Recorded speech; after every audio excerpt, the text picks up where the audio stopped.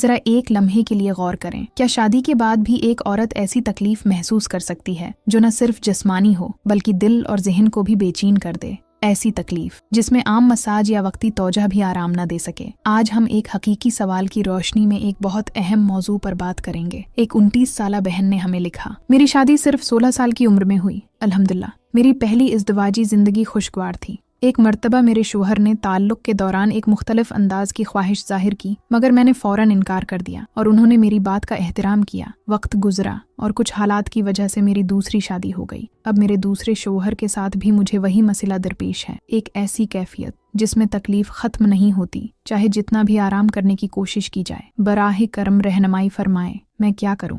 بہنوں اور بھائیوں، یہ صرف جسم کا مسئلہ نہیں، یہ ایک حساس شرعی اور ذہنی معاملہ بھی ہے۔ اسلام ہمیں ازدواجی زندگی کے بارے میں ایک نہایت خوبصورت، سادہ اور فطری رہنمائی دیتا ہے۔ اللہ تعالی اور نبی کریم نے جو طریقہ سکھایا ہے وہی سکون، محبت اور برکت کا ذریعہ ہے۔ یاد رکھیں، ازدواجی تعلق صرف جسمانی عمل نہیں ہوتا، بلکہ اس میں احترام، نرمی، جذبات اور باہمی رضامندی بنیادی حیثیت رکھتے ہیں۔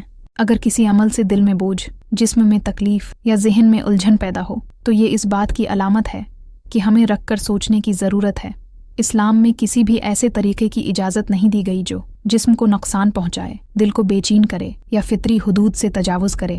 بہنوں، اپنی فطرت پر اعتماد کریں، اللہ نے آپ کو جو احساس دیا ہے وہ غلط نہیں ہو سکتا۔ اور بھائیوں،